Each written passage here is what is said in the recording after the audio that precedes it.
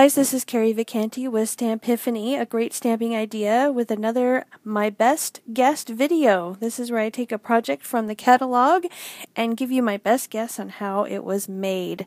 So let's get started.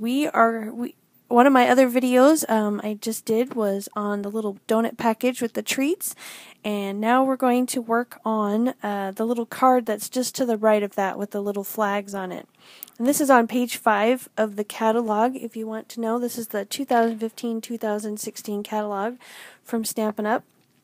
And so let's get started. I have a smaller note card here. All the sizes are listed below, and I'm rounding the corners on this particular card. It's just a sheet of Whisper White, and we're going to stamp on another scrap. We're going to do these little flags from the stamp set. It's called Build a Birthday, and it's got some cute little elements in there to use. We're just going to stamp those in Watermelon Wonder, and then the next one is just going to be the greeting, and we're going to do Cucumber Crush with that one.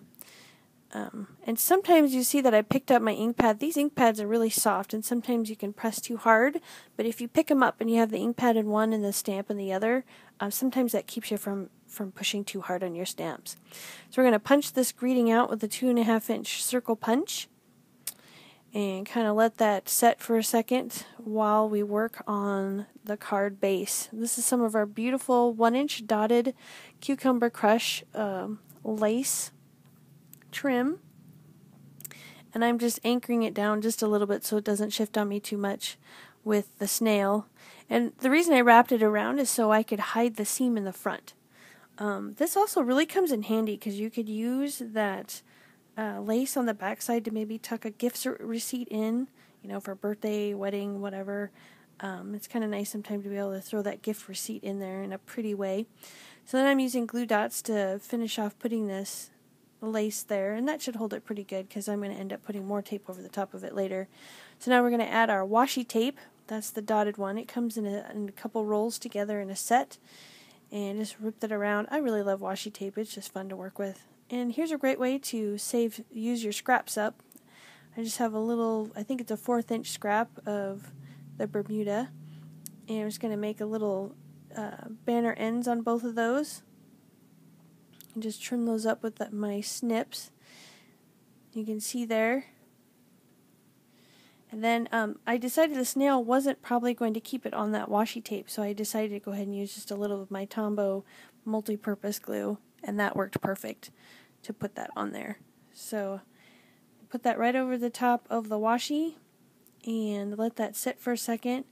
Now I didn't have any baker's twine that had what is it called? Thank you very much. Crushed curry. I know someone out there said that. I didn't have any twine at the time that had crushed curry in it, so I decided to cheat. Yes, you're watching me cheat right now.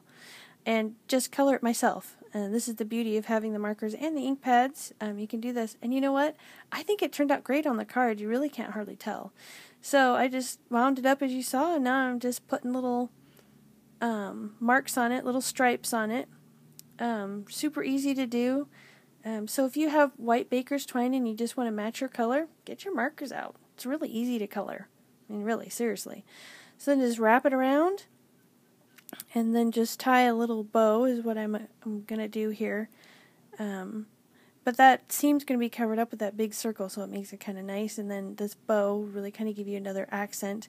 One thing with designing cards and stuff, you want to have 3 focal points, and you want to try to get them sort of in the shape of a triangle, if you can. I know that may or may not make sense, but it might. Who knows? But anyway, we're going to tie a little knot or a bow. You could do either if you do your card. I did find that tying a knot first made the twine stop shifting on me when I was trying to tie a bow. So once I did that, it made it a lot easier to get that bow tied. And then trim that off, and then I'm going to add dimensionals. You'll see my little sheet. I have a tendency to use every last bit of my dimensionals so you can see around the outer edges. See, for things it's so perfect just to use these little strips instead of a bunch of dots, so don't let anything go to waste. Use everything up. And I just put that little circle on, and that's it. The card was super easy to make, and it's so cute. Oh, and I added some bling. Look at that. There was bling in the catalog. Okay, I admit it. There's some bling. But add the bling. And, you know, get your envelope punch board out and make a little matching envelope. Totally cute. So that's the card. It was pretty easy to make. Hope you enjoy and have a great day.